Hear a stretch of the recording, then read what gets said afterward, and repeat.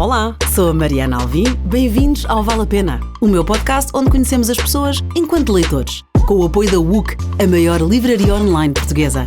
Fiquem por aí, vale a pena. Que honra e privilégio, hoje a convidada que vale sempre a pena ouvir é a Helena Sacadura Cabral, é economista, jornalista, professora, escritora, que hoje vamos conhecer enquanto leitora. Não sem antes gabar que foi a melhor aluna do seu curso de Economia, licenciatura que tirou apesar de ser contra a vontade do pai. Muito bem, orgulho. O seu currículo é público, já deu inúmeras entrevistas, uma das quais fiquei a saber que tirou o brevet, sabe pilotar um avião, isto é o máximo. É de família. Eu fui trabalhar para a aviação, desalojei 3 pilotos do gabinete para onde fui. O gabinete era o do Humberto Delgado, portanto também era histórico. O diretor-geral não quis ir para lá e escolheu um gabinete perto de um jardim. O meu diretor-geral dessa altura era um homem a quem eu devo muito, o engenheiro Vítor Veres, casado com uma atriz de quem eu gostava muito, Carmen de Loures. Veja bem como as coisas são curiosas. E portanto os pilotos devem ter pensado: quem é esta agora que nos vem desalojar? E perguntaram-me logo: mas você vem para aqui para ficarmos todos? Não, eu venho para aqui para ficar sozinha, vocês é que saem. Bom, a partir daí fazia uma vida negra, perfeitamente. Preciso de um papel, preciso, isto ficou cá, isto não pode sair, enfim. Até que eu cheguei ao diretor-geral e disse: olha, temos que fazer uma coisa, eu tenho que tirar aí um brevezito para ver se consigo falar com estes sujeitos ao mesmo nível.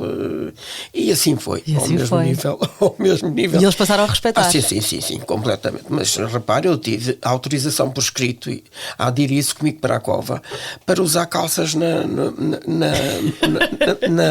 aviação civil, porque eu tinha que ir para os aviões, tinha que ir aos aviões, tinha uma série de coisas que eram feitas nos aviões e quer dizer, com saia travada era impossível, quer dizer, e era proibido usar calças, portanto tive que ter um despacho a dizer que, por efeitos do tipo de serviço que a doutora tal exerce,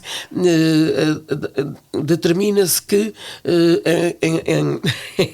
em fins laborais possa usar calças para melhor poder cumprir as suas funções, uma coisa qualquer deste. Questões de metricidade e flexibilidade. Eu pus aquilo enquadradinho numa coisa de vidro e pronto, esteve ali à vista. Mas mantenho é uma coisa que eu acho que é preciosa, como o primeiro passaporte que eu tive, onde tive o direito de pôr os meus filhos, porque não tinha, no meu tempo eu não podia pôr os meus filhos no passaporte. Era à frente do seu tempo. Só o pai é que podia. Pois, também tinha que ter autorização para viajar, lá está. Não, viajar, autorização para trabalhar. Bolas. Também. Se o meu marido não quisesse que eu trabalhasse, eu não podia trabalhar. E trabalhou muito e ainda trabalha. Andámos quem tem a minha idade tem a consciência do que andou. Do que se andou, embora não se tenha andado tudo aquilo que a gente quer, seja na leitura, seja na arte, seja em tudo.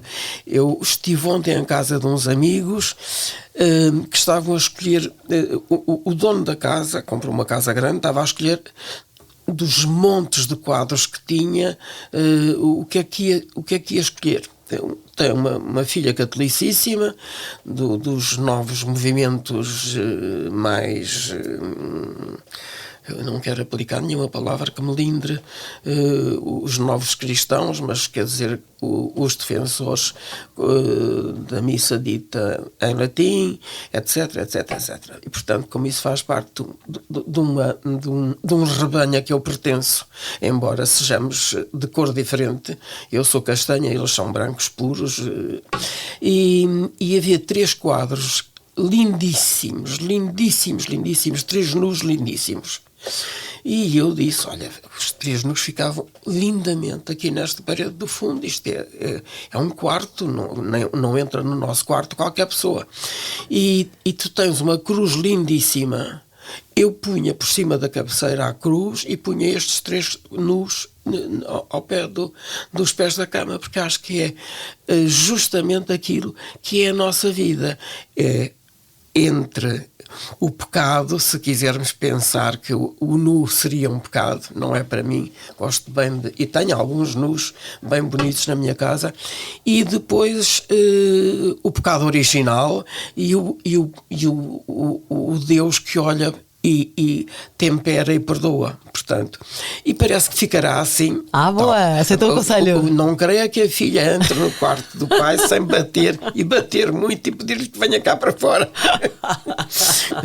Mas é assim, é a vida. A filha também tem que abrir, não é? Maravilha. Entretanto, sei que tem vários blogs, todos com ótimos nomes, mas já não estão todos ativos, não é? Não, não estão todos ativos. É o mais recente, é o mais atualizado.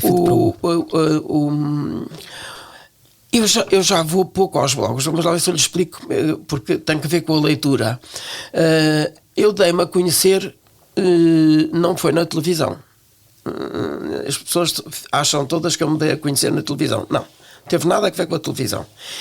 Teve a ver com a blogosfera.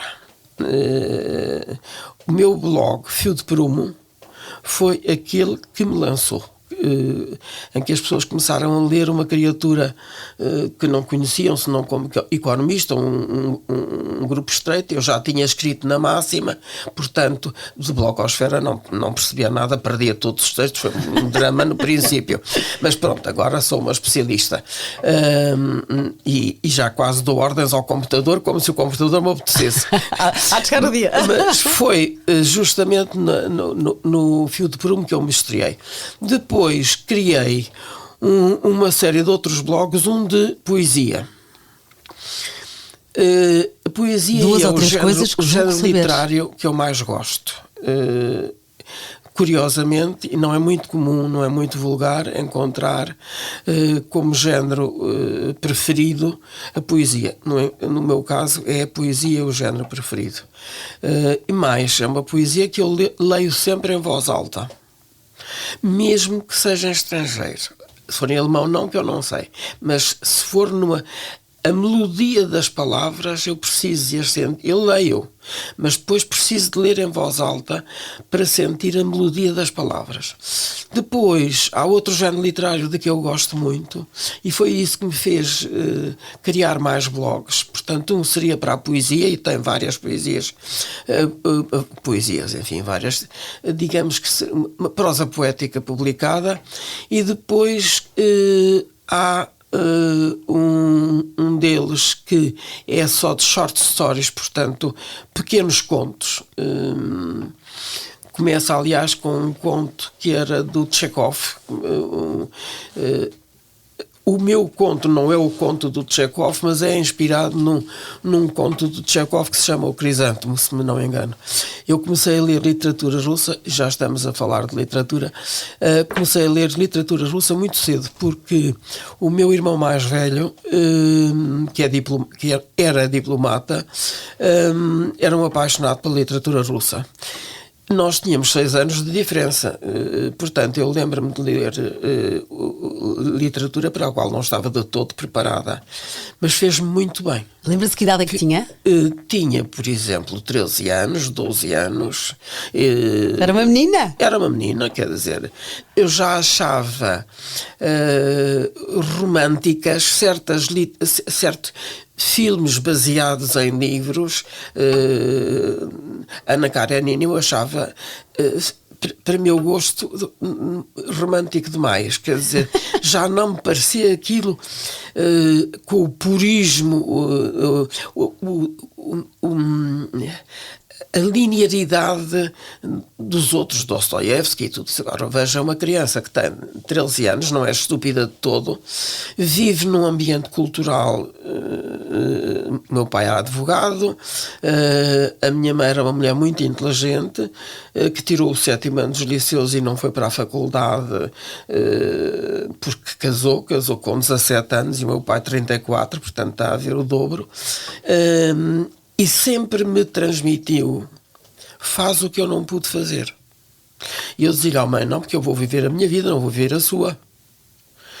E ela dizia-me: não te estou a dizer isso, estou a dizer que vai até onde os teus passos te possam levar.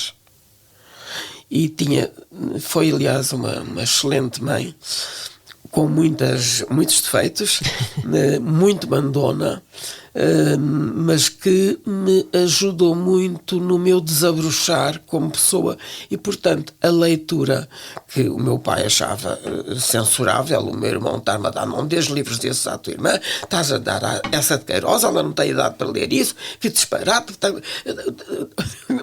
A relíquia foi um tema lá em casa de discussão.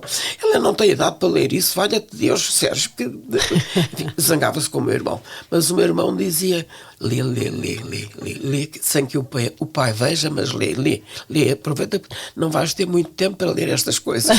Pronto, aqui tem. Portanto, começámos com uma coisa que não era isto e acabámos nisto. Isso comigo é frequente. Não, começar numa pergunta e acabar estamos na literatura, está certo. E a Helena, pronto, estamos nos seus blogs, o de poesia que falou, 2 ou 3 coisas que julgo saber.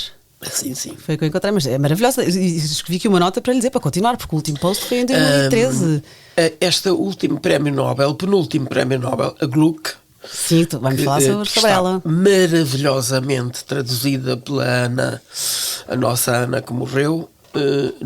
Não direi exatamente o mesmo das outras traduções, mas não quero ser nem injusta, nem dar opiniões sobre coisas que eu não percebo, mas como os livros são em inglês de um lado e português do outro, realmente a Ana plasmava com a poesia da Gluck, que dava a sensação que era quase uma outra poeta a dizer as mesmas coisas noutra língua. É uma coisa maravilhosa. Amaral, ela chamava-se Ana Amaral Dias, parece-me que era. Não é Ana Amaral. Não é. Eu estava aqui a Luísa Amaral, parece-me que era. Luísa Amaral. Eu neste momento não me lembro porque me devia lembrar. É uma coisa que me. Luísa Amaral, eu penso que é Luísa Amaral. Ela tem 2 nomes próprios. Morreu há pouco tempo. Eu vou ver. Foi uma perda muito grande porque ela própria escrevia e foi de facto para mim foi uma perda enorme porque traduzia admiravelmente. Ana Luísa Amaral. Eu bem lhe chamava Ana, eu bem lhe chamava Luísa, eu bem lhe chamava Amaral. Disse tudo. Que era tudo junto, não eram os bocados. Mas sim, outros livros já traduzidos da Louise Gluck já têm outras traduções. Eu reparei que cada livro tem o seu tradutor. Tem. Mas a Louise Gluck é uma autora, podemos já começar por aí, que a Helena referiu o livro A Íris Selvagem. Esta autora ganhou o Nobel de Literatura em 2020. Quando ganhou, ainda não tinha tradução em Portugal. Exatamente. Foi preciso ganhar o Nobel para vir para Portugal, depois, esta americana. Exatamente. Então quero-me falar como é que descobriu este livro. Já tinha ouvido referência à poesia dela e tinha lido em inglês uns textos. E eu disse, quando esta mulher for traduzir... Porquê? Porque eu leio muito bem inglês, mas não falo. Ou seja, toda a minha preparação é uma preparação matemática que é quase tudo em inglês. Depois na aviação é tudo em inglês. Portanto, o inglês técnico é aquele que eu domino. Agora, eu ia para as reuniões internacionais, começava em inglês e 5 minutos depois estava no francês, porque eu falo francês como falo português. Portanto, em minha casa, na casa do meu pai, só se falava francês.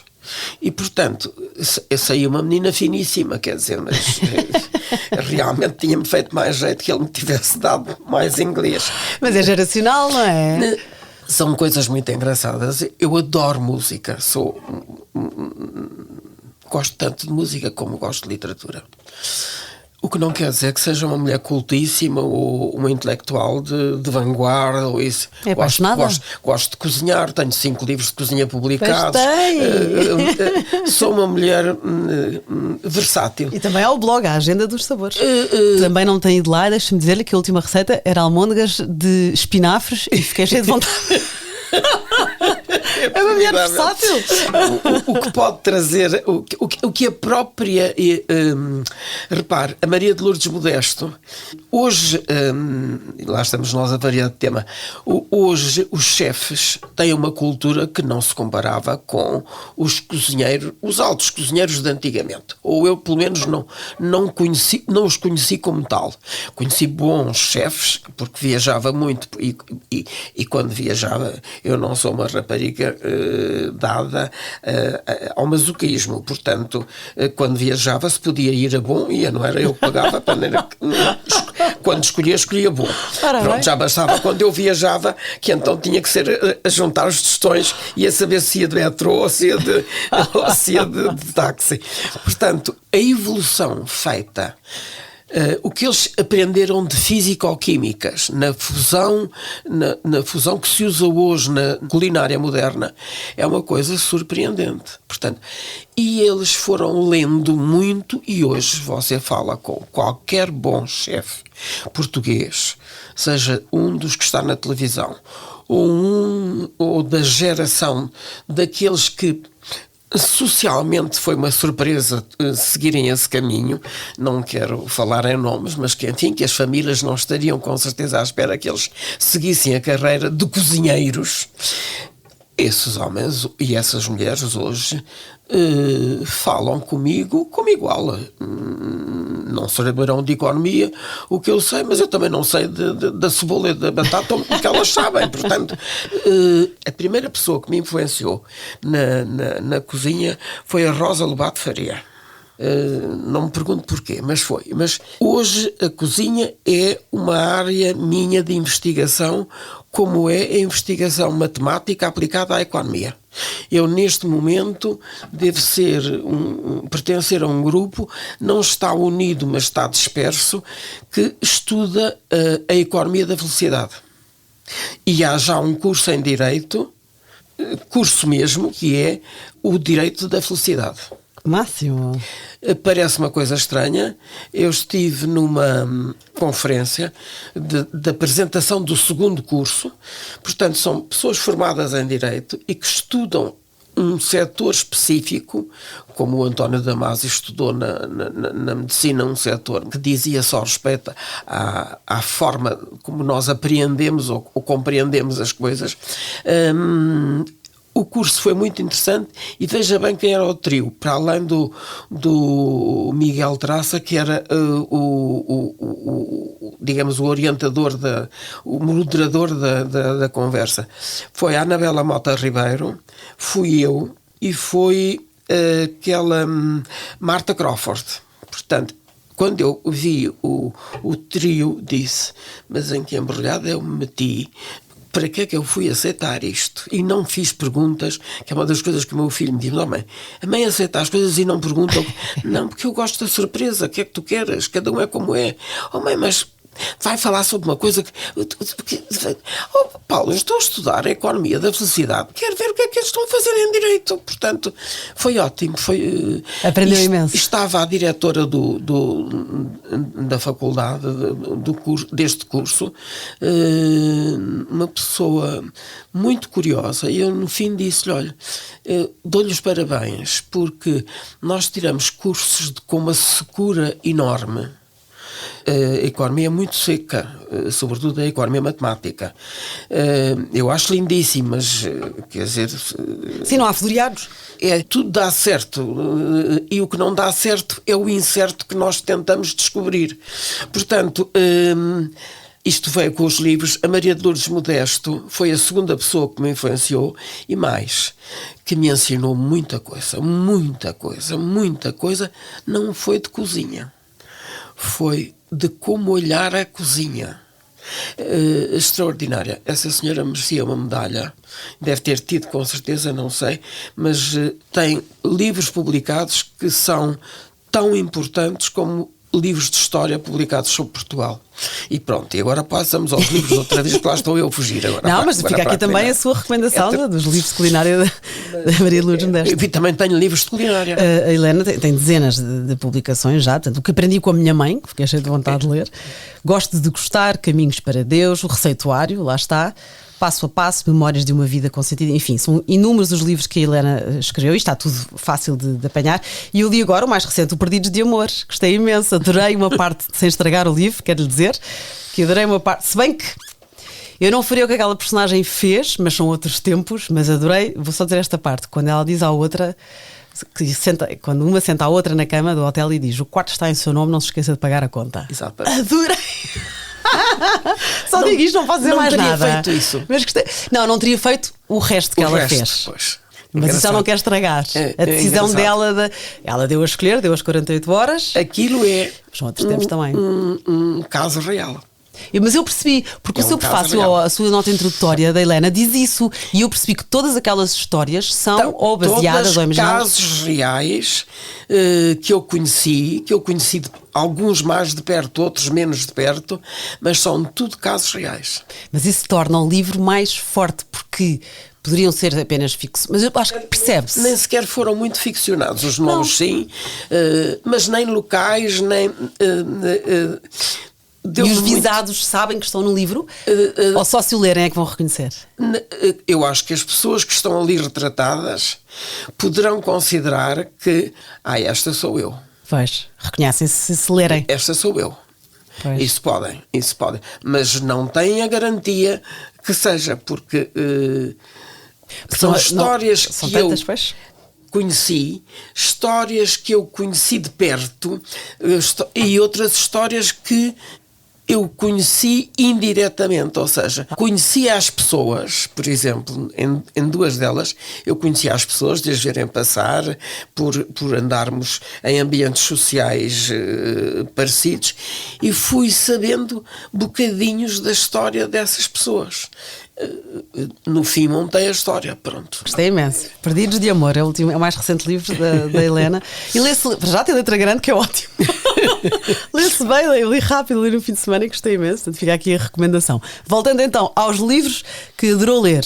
A Louise Gluck, o tal Nobel literário, gosto Nobel muito 2020, A Iris Selvagem. De um político que não pensa nada como eu, mas de quem eu gosto, Luís Castro Mendes.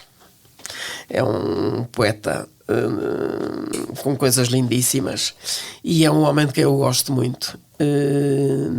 É engraçado.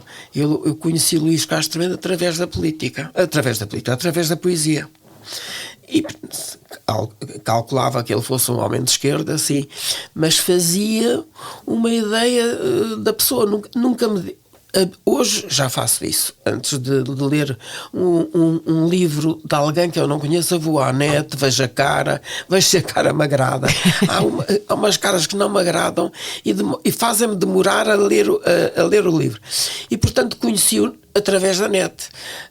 Aconteceu que o meu irmão era diplomata, ele era diplomata também, era amigo de diplomatas de quem eu era amigo, mas de facto gosto muito da poesia do Luís Castro Mendes, por exemplo. E depois gosto de poesia toda, quer dizer, a poesia brasileira, Guimarães Rosa, os próprios cantores que fazem as suas letras e as suas músicas. Chico Buarque. Pois, exatamente. E tivemos agora a prova do tempo que foi necessário para ele receber o prémio. A poesia é uma coisa muito complicada, porque não é só a poesia que se publica. Há canções, eu tenho umas pancas na poesia popular, na música popular portuguesa. Gosto do António Variações, trabalho muito ao som do António Variações e do António Zambujo. São os meus dois... Os Antónios. Os meus dois Antónios, exatamente. Nem eles sabem, coitadinhos. Um já morreu e o outro não deve saber de todo quem é Helena Sacadura Cabral, embora a gente tenha feito uma apresentação de uma amiga comum do fado e ambos falámos sobre ela, cada um à sua vez, no mesmo espetáculo. Mas, quer dizer, o António Zambujo era muito pouco conhecido na altura, eu também. Portanto, mas sabe com certeza. Gosto muito, acho que há, para além da poesia, da música, há uma coisa que é a interpretação, como é que as pessoas cantam a poesia. E estes dois indivíduos, gosto muito também do Pedro Moutinho, mas Camané, mas, como está a ver, eu estou a cingir-me a poesia e estes para mim são poetas. E não me aflige nada de ouvir Camané e a seguir ler uma poesia do Camões. A minha cabeça é muito... não é nada fragmentada. Não, na minha cabeça, as coisas de que eu gosto, por isso é que eu tenho um livro, gosto de gostar. Um dia numa televisão perguntaram-me: de que é que você gosta mais? E eu disse: de gostar. E fui sinceríssima. O que eu gosto é de gostar. Gostar. É dar valor. De dar valor. Não é gostar por piedade, não é gostar por beleza, é gostar de encontrar pessoas que são pessoas que nos enriquecem, mesmo que não pensem como nós, que até nos possam fazer mal. Há qualquer coisa de contrapartida que a gente recebe de volta. Eu não pensava nada com os meus filhos, nem com um nem com o outro. Tinha 2 telemóveis para conseguir seguir as aparições de ambos. Não podia ser. Um era um 93, o outro era tratamento justo, os 2 de igual. Exato. Você não calcula. Quando eles se degladiaram num encontro na televisão, quando foi das europeias, eu não sou uma mulher, eu sou uma mulher sensível, portanto eu disse, eu não vou aguentar ver 2 irmãos a discutirem na televisão, isto vai ser, eu eduquei 2 filhos, não foi para isto, mas dizia isto tudo cá para dentro, incapaz. Quando eles me disseram que iam debater em televisão, eu disse, sim, então e quando é? E eu pensei, fui para o meu quarto e disse, valha-me Deus, eu não vou aguentar isto, mas disse, eu tenho que aguentar isto, eu não posso estar parte fraca, agora me ponho para aqui a choramingar, era o que me faltava. E então o que é que me aconteceu? Eu já contei isto uma vez, vi os primeiros sem som. Só para analisar, só para ver a cara deles. Sim, e depois ouvi-os com som e disse, bonito. É bonito ter 2 filhos assim, disse para comigo e ainda continua a dizer. Que bom, orgulho, que bom. Batem-lhes imenso, batem muito mais no Paulo do que no Miguel, que o Miguel pertencia à corrente dominante e, portanto, o Paulo é que apanha. Mas isso nunca foi tema de desagrado entre eles e, portanto, isso nunca me incomodou no sentido de dizer estão a bater num e não batem no outro. Não. Eram formas de pensar, eu não pensava nada. O Miguel tinha um hábito que era os artigos de economia que escrevia para o Expresso, às 7 da manhã, telefonava-me e dizia, mãe, eu vou ler o artigo. Paulo, Miguel, manda-me isso por mail. Não, mãe, eu quero ler, eu quero ter a tua reação imediata, não é a reação depois de ler. E pronto, eu lá ouvia, às vezes dizia, olha, isso vai dar asneira, porque isso pode ter 2 interpretações e tu podes, vão-te pegar. Umas vezes ele seguia o conselho, outras vezes não seguia, claro. E outras vezes dava a mesma asneira. Mas pronto, voltamos aos livros. Volta ao livro. Então, há pouco disse uma coisa que gosta de ler a poesia em voz alta. Exatamente, parece ser também pelo gosto pela música, não é? Pela melodia das palavras, digamos assim. E este agora, voltando à Louise Gluck, A Íris Selvagem, este livro de poesia está escrito em 3 segmentos. Portanto, passa-se num jardim e fala a 3 vozes. As flores que falam com o jardineiro poeta, o Exato. Jardineiro poeta e uma figura de Deus omnisciente. Lê com essas 3 vozes ou é sempre a Helena? Leio com essas 3 vozes. Este é um livro especial. Eu não leio com voz de jardineiro, mas não. A entoação com que leio, isso é completamente diferente. A mais difícil de fazer é a entoação de Deus, porque Deus não é doce. E aquela poesia tem alguma doçura. Na dureza das palavras tem alguma doçura. Portanto, ler essa parte é um bocadinho difícil. Leio como eu, o que seria dizer, leio como eu rezo, que não é também uma coisa comum. Eu não rezo como as outras pessoas rezam. Deve haver montes de formas de rezar, mas Sim. Eu não rezo como a maioria das pessoas comuns. Acho que é a única, mesmo as únicas orações que sei é a Ave Maria, o Padre Nosso, e tenho a impressão que o credo já não vou lá. Já me perco no meio dos perdões, já me perco. Não, eu leio as minhas orações. E tenho orações minhas, que são minhas. Escritas por si. Escritas por mim. Um dia talvez as publique. É um lado tão íntimo que mais facilmente eu me mostraria ao meu corpo do que mostraria isso. Mas também acho que há uma... Não é obrigatoriedade. Acho que há que dar testemunho das nossas dúvidas, há que dar testemunho do que achamos incoerente. Eu sofri muito agora com aquilo que a Igreja está a passar, e todos aqueles que unidos possam passar. E foi um chamado rombo. Felizmente tenho um cardeal que pede por mim, o cardeal Tolentino, e a coisa equilibrou-se com bastante racionalidade da minha parte, mas doeu rijo-se, e penso que é curioso isto, porque a espiritualidade, e tem que ver com os livros, a espiritualidade é uma coisa tão funda, tão nossa, tão de dentro, que não é vivida da mesma forma por toda a gente, mesmo por todos aqueles que pensam como eu. E eu não sou muito tradicionalista, eu sou bastante amoral, sou bastante tolerante.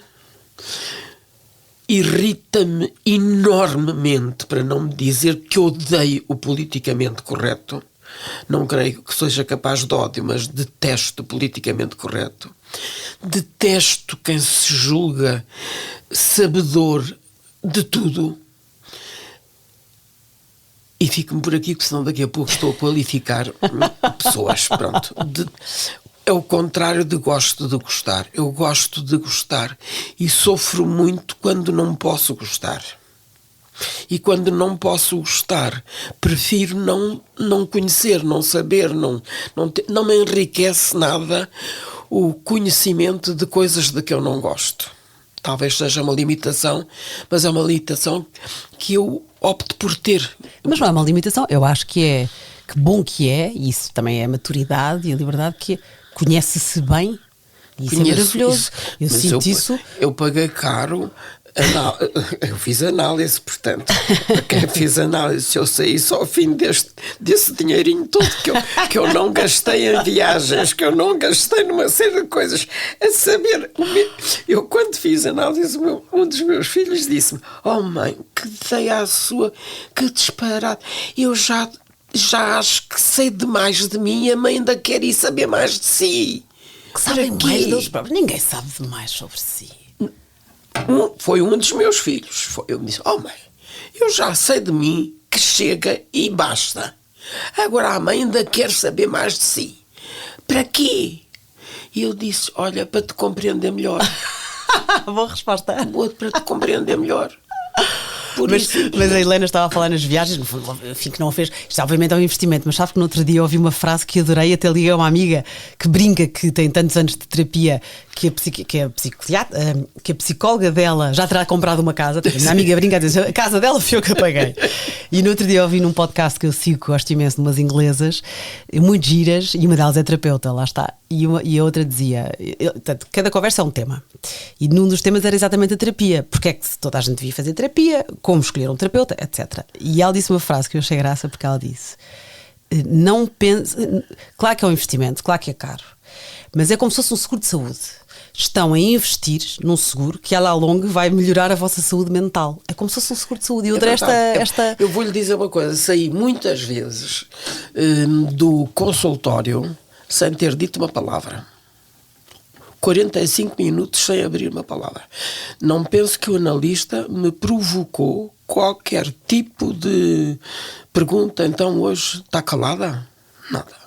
Eu saía dali, e aquilo que psicologicamente eu pensava de ter estado calada 45 minutos e ter pago 45 minutos do meu silêncio, provocava-me uma reação extraordinariamente benéfica. Porque, como é que eu lhe hei de explicar isto? Nós vivemos toda a vida em função do dinheiro. Não é do dinheiro, é do que temos. Do que temos. E eu, naquele silêncio, naquelas alturas, eu não tinha ter. era só ser.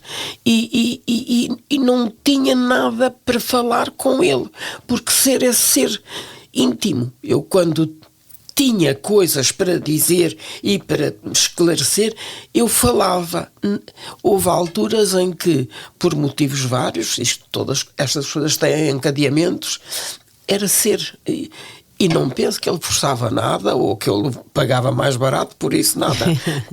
E paguei várias sessões em que isto aconteceu. E precisava disso, porque também precisava não ter ido, não é? Cancelava. Precisava disso. Eu não saía dali senão quando os 45 minutos passassem, ele não me deixava.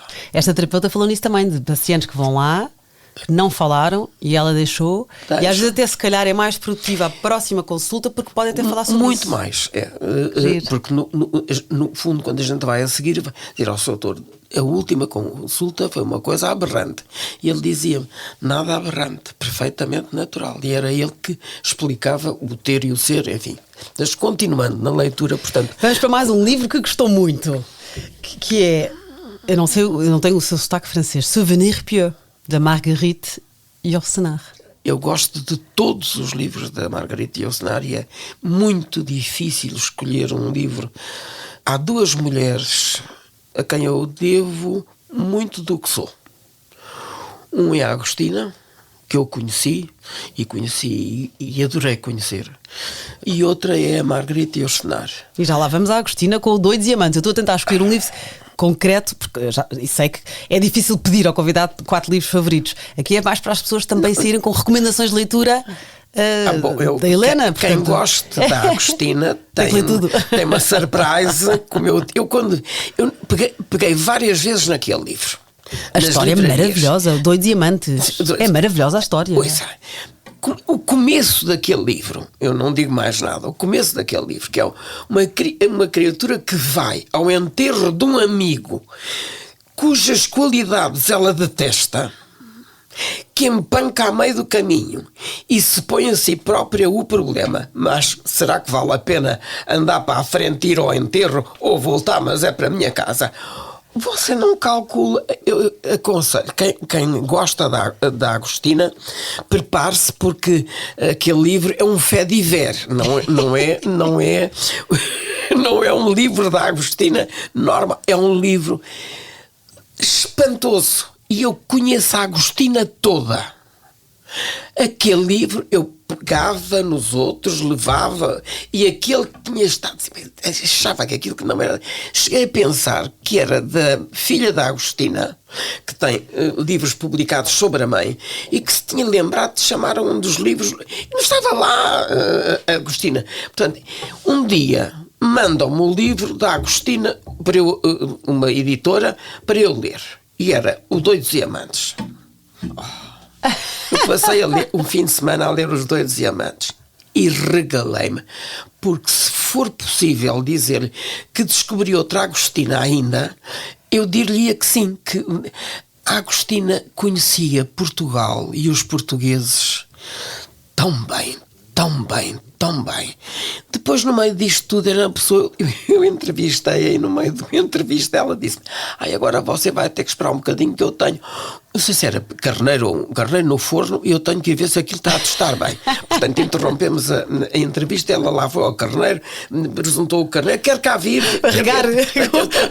Depois voltámos para a entrevista e continuámos a entrevista. E depois, em determinada altura, disse-me, pronto, agora acabámos a entrevista, vou-lhe dar uns morangos dos meus a provar. Morangos dos meus. Ela encantou pela boca primeiro.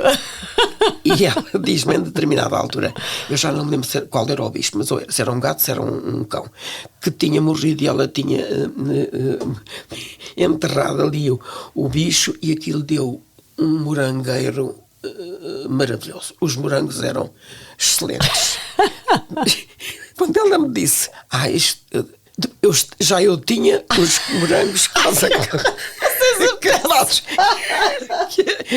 Ali naquele jardim tinha sido enterrado bichinho. Eu devo dizer, acabei por soltar uma gargalhada. E ela, que estava a olhar para mim, veja o que é. Eu estava à espera dessa gargalhada, demorou. Demorou. Excelente. Morango por lebre. Morango por lebre, autenticamente. Que giro. Mas o Doidos e Amantes, voltando aqui ao livro, isto começou primeiro, foi dado a público como um folhetim, com o título Mistério da Légua da Póvoa, publicado no Independente entre 2001 e 2002. E depois a Agostina ficou intrigada com esta história que é verdadeira e com o marido da autora investigaram esta história. Mas isto, sabe o que teve graça? Porque eu estive a estudar a história e estou cheio de vontade de ler, mesmo que nós partilhemos aqui um bocadinho. Mas é tanta Maria Adelaide da Cunha. Porque você, fiquei cheio de vontade. As primeiras 10 folhas. Você vai, agora não, porque já sabe, já vai preparada. Agora, para quem não vai preparada, eu não tinha uma grande simpatia por aquele livro, não sei porquê, quer dizer, sei lá porquê. Porque era novela. Porque era uma coisa que não ligava com as coisas dela, achava eu. Foi uma delícia, realmente. Grande Agostina, como é que ela escreve um livro destes? Baseado no Fediver, de facto. Mas é um Fediver, mas sabe que é engraçado? Porque eu estudei, pronto, isto é uma mulher de alta sociedade que se apaixona pelo chofer da família e acaba por fugir, resumindo e obviamente não estragando, consideram-na louca, só pode, porque uma senhora, claro, para largar tudo pelo motorista, claro. Só pode ser louca, internam-na. Ele é preso. Hoje seria naturalíssimo. Pois, exatamente. Mas na altura, pois o que mais me chocou foi que se descobriu que mais mulheres foram internadas por castigos ou vergonha. Sim, claro, das famílias. Mas sabe que teve graça? Porque quando eu li toda esta sinopse, eu pensei que engraçado, e até anotei aqui para lhe dizer: esta história seria maravilhosa se fosse ficção, só que é real, até qual amor de perdição. E depois venho a saber que a Agostina é uma estudiosa e uma fã de Camilo Castelo Branco. Que engraçado. E sabia Camilo, como eu não sei se haverá muita gente que saiba. O que ela lia era uma coisa estranhíssima. Uma vez falei-lhe que gostava muito de Ursenar.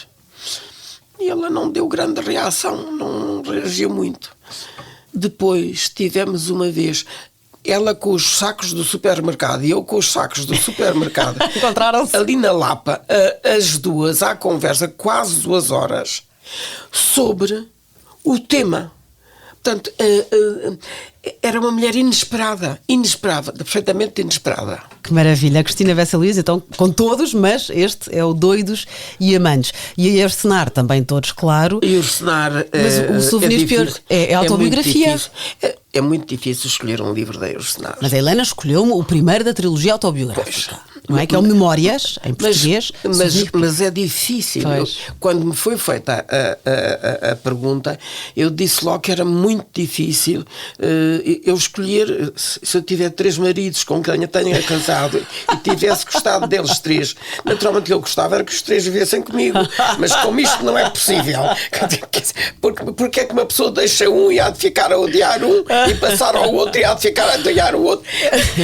Há coisas na vida que não têm explicação. É para as nossas ouvintes irem com uma recomendação em concreto, mas a recomendação no fundo é a Helena, mais do que os livros, recomenda às autoras, não é? Neste caso, a Ursenar. Estas autoras é que me ensinaram estas coisas. Eu não aprendi na minha vida em Portugal, em Lisboa, na Baixa Lisboeta, coisas destas. Nem o meu pai me permitia. Nem o seu irmão Sérgio, nem o meu irmão Sérgio, que me ajudava, mas era eu já não sabia. Eu, quando ouvia falar em comunismo, calava-me, ficava muito sossegadinha porque tinha medo de dizer eu li os autores russos.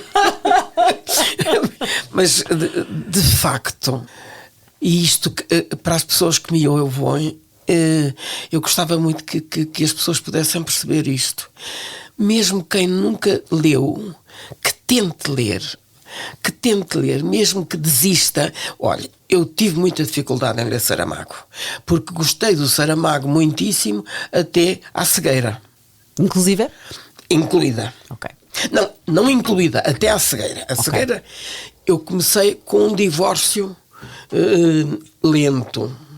Um divórcio lento a partir da cegueira. Mas era um divórcio em que eu também não me sentia bem. Como se eu tivesse pecado. Eu não me sentia bem porque nesses outros livros havia coisas de que eu gostava, mas num contexto de que eu não gostava.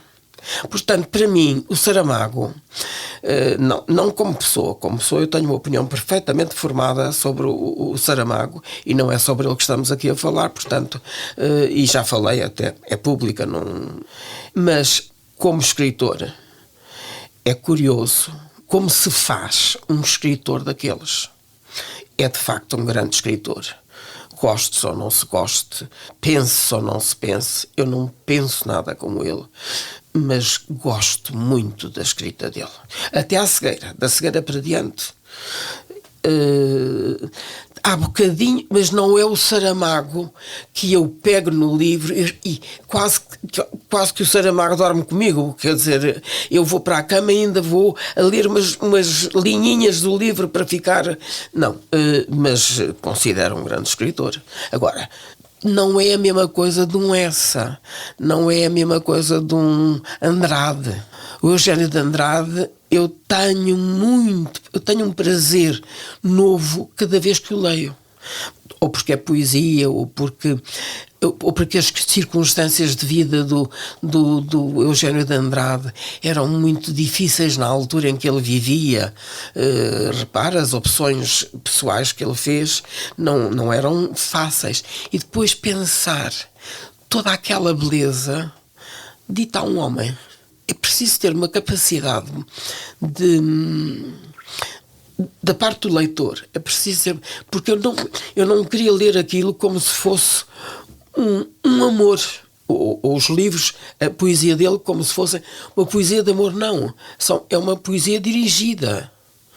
Nós, quando lemos Eugênio de Andrade, temos que saber a que amor ele se refere. E, de facto, é preciso a gente crescer muito. Aprender muito, conviver com gente que sabe muito, dar grandes tropeços na vida, a machucar os joelhos, para depois ler com uma enorme... Não é tolerância, eu não tenho sequer ousadia de dizer tolerância, mas ouvir aquilo, ler aquilo em voz alta, como eu lhe disse que leio. Adoro. Ler aquilo em voz alta e pensar que é um homem que está a falar com outro homem. A leitura é uma coisa muito complicada, por isso é que as pessoas leem pouco. Há uma iliteracia muito grande, a não ser as pessoas que não é nada comum um economista ler. Também não é comum um economista falar da economia da felicidade, mas quer dizer, eu não me entronco. Mas aí não, é como dizíamos há pouco, até antes desta conversa, enfim, de entrarmos aqui na conversa gravada, não há preto e branco, não é? Como a Helena, para mim é uma economista, claro, de formação e de perfil, mas é também uma mulher de letras que adorava matemática na faculdade. Pois. Eu que sou de letras, de paixão, não gosto de matemática, mas na verdade até era boa aluna, mas não gosto. Mas realmente nós não somos só uma coisa. Agora, eu detestava matemática. Antes da faculdade. Eu li sobre isso numa entrevista. Detestava matemática. Também teve a sorte de ter um bom professor, não foi? Que isso também faz diferença. Nas férias, que nos ensinou nas férias, foi uma maravilha. Eu devo realmente a esse professor. Meu Deus, eu devo tanta coisa a tanta gente. Eu não sou nada um produto meu. Ninguém é. É que devo a pessoas tão estranhas, tão diferentes. Mas a Helena, tudo o que acabou de dizer até sobre o Eugênio de Andrade, no fundo, resumindo o que a Helena diz, precisamos de ter um mundo. Pois. E a Helena é uma mulher com um mundo, e essas pessoas todas fazem parte do seu mundo. E como há pouco até disse, que gosta de gostar, mesmo que não goste daquela pessoa, se calhar ter-lhe dado algo, isso também é saber aproveitar, e também é inteligência, mas... É mundo, a mulher. A Helena tem mundo. Não, julgo que a minha mãe teve muita influência em mim. Não era uma mulher muito culta, mas era uma mulher muito inteligente, que sempre me deu conselhos avisadíssimos, como ela dizia. Olha que são avisados, Cuca, toma atenção, Cuca era o meu nome, o nome de família. Devo ao meu pai também. O meu pai fez-me uma educação de um classicismo total. Eu já contei isto. Eu não gostava de música alemã e detestava ópera. E ópera alemã, perdoem, mas não me ponham suplícios em cima, que antes sou preta. E o meu pai dizia: minha filha, não podes não gostar. tens que ouvir muito para saber se gostas ou não. É como o vinho? O vinho tem consequências mais desastrosas. Eu ouvi talvez 10 vezes O Navio Fantasma. Hoje é das óperas que eu mais gosto. E penso no meu pai muitas vezes. Quando há a hipótese de eu ouvir, penso no meu pai. Penso no que lhe fiquei a dever. Depois tinha coisas impossíveis, quer dizer, eu não podia cortar o cabelo porque uma menina não me ia cortar o cabelo, quer dizer, o cabelo era para ser apanhado, andei de carrapito não sei quanto tempo na faculdade. Mas foi para a faculdade e seu pai não queria. Não, também conseguiu bater o pé. Isso foi a minha prova de resistência ao longo da minha vida. Foram os meus 2 filhos, cada um a pensar de sua maneira, e foi a prova de resistência que o meu pai disse-me que pago tudo aquilo que diga respeito às minhas obrigações de pai. Comer, vestir, ar e casa. Queres estudar? Isso eu não tenho nada a ver com isso. Nem quero saber. E trabalhou desde os 14 anos para juntar dinheiro, deu explicações. 13 aninhos a 25 tostões à hora. 25 tostões à hora, você já nem se lembra dos 25 tostões. Tostões não, mas ainda sou do tempo dos escudos. 25 mas foi a melhor aluna do seu curso e 2 meses depois estava com emprego. E foi por ser a melhor aluna que tive a bolsa e que continuei com bolsa. E naturalmente é por isso que Nosso Senhor ainda me deixa cá andar, porque ainda acha que eu devo ter que fazer alguma coisa a mais. Porque é uma jovem. Foi um prazer enorme. E agora vamos chegar à parte em que eu dou-lhe um livro, tendo em conta o seu gosto literário. Portanto, vamos só aqui recapitular os livros da Helena. A Iris Selvagem, eu fiquei cheio de vontade de ler esta poesia, da Louise Gluck, uma americana que ganhou o Prémio Nobel. Ela foi a primeira, foi a 16ª mulher a ser galardoada com o Prémio Nobel, foi a 3ª norte-americana e a primeira poeta americana a ser laureada com o Nobel. Fantástico. Louise Gluck. Depois temos, todos, mas a autobiografia da Marguerite Yourcenar. Sabia que Yourcenar é um anagrama? É giro, porque ela é Krayencourt. Exatamente. É o máximo, exatamente. E mais curioso ainda, dessas histórias que eu escrevi, foi a da Madame Curie. Eu escrevi uma pequena biografia da Madame Curie, que nós praticamente não conhecemos.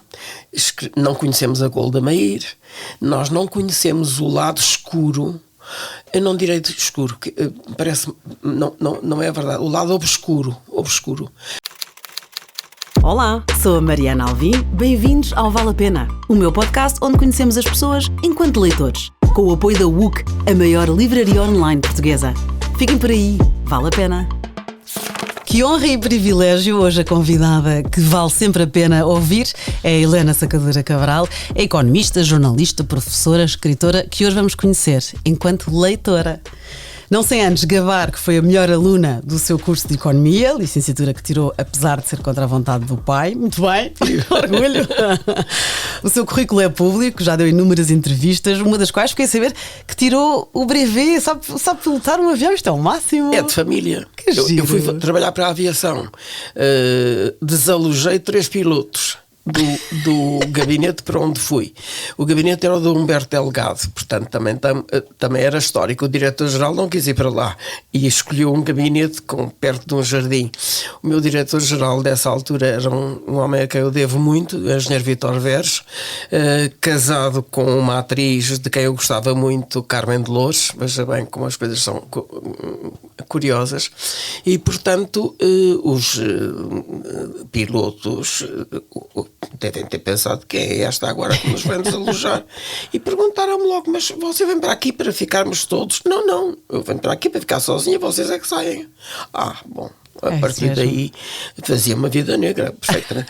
Preciso de um papel, preciso, isto ficou cá, isto não pode sair. Enfim, até que eu cheguei ao diretor-geral e disse: olha, temos que fazer uma coisa, eu tenho que tirar aí um brevezito para ver se consigo falar com estes sujeitos ao mesmo nível. E assim foi, ao mesmo nível. E eles passaram a respeitar. Sim, completamente. Mas repare, eu tive autorização por escrito e a aderir isso comigo para a cova para usar calças na aviação civil, porque eu tinha que ir para os aviões, tinha que ir aos aviões, tinha uma série de coisas que eram feitas nos aviões e quer dizer, com saia travada era impossível, quer dizer, E era proibido usar calças, portanto tive que ter um despacho a dizer que para efeitos do tipo de serviço que a doutora tal exerce, determina-se que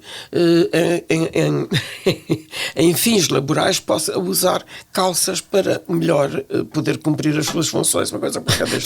Questões de metricidade e flexibilidade. Eu pus aquilo enquadradinho numa coisa de vidro e pronto, esteve ali à vista. Mas mantenho é uma coisa que eu acho que é preciosa, como o primeiro passaporte que eu tive, onde tive o direito de pôr os meus filhos, porque não tinha, no meu tempo eu não podia pôr os meus filhos no passaporte. Era à frente do seu tempo. Só o pai é que podia. Pois também tinha que ter autorização para viajar, lá está. Não, viajar, autorização para trabalhar. Bolas. Também. Se o meu marido não quisesse que eu trabalhasse, eu não podia trabalhar. E trabalhou muito e ainda trabalha. Andámos quem tem a minha idade tem a consciência do que andou. Do que se andou, embora não se tenha andado tudo aquilo que a gente quer, seja na leitura, seja na arte, seja em tudo. Eu estive ontem em casa de uns amigos que estavam a escolher, o dono da casa, comprou uma casa grande, estava a escolher dos montes de quadros que tinha, o que é que ia escolher. Tem uma filha catolicíssima dos novos movimentos mais... eu não quero aplicar nenhuma palavra que melindre os novos cristãos, mas quer dizer os defensores da missa dita em latim, etc, etc, etc. E, portanto, como isso faz parte de um rebanho a que eu pertenço, embora sejamos de cor diferente, eu sou castanha, eles são brancos puros, e havia 3 quadros lindíssimos, lindíssimos, lindíssimos, 3 nus lindíssimos.